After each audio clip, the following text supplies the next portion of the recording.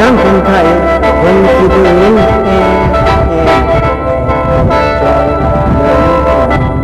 หายทั้งเหลือทั้งนั้นยันเที่ยวไปต้นกับตามคืนบ่เปลี่ยวน้ำเที่ยวอยู่บ่น้ำเที่ยวอยู่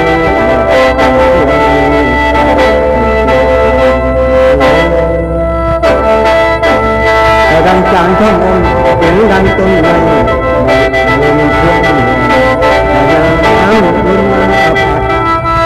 เราตา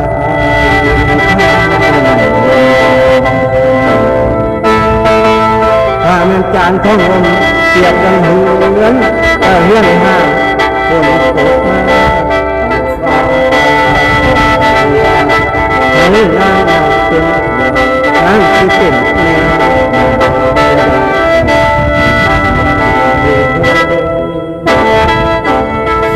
กะลีขึ้นมากะลีขึ้นมาเอากับพี่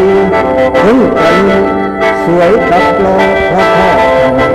ฉันกับเธอสมกันแต่ยา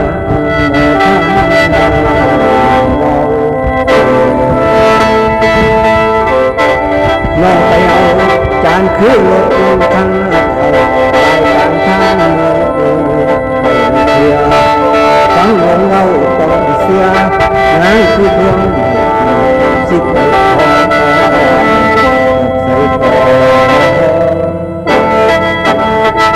ได้กับผู้ลูกลองนั่นผู้ใดเขากระท่วมทั้งอย่างพวงยาไปลงท่าลงเพื่อจานเดือดคือเดือดขึ้นนอน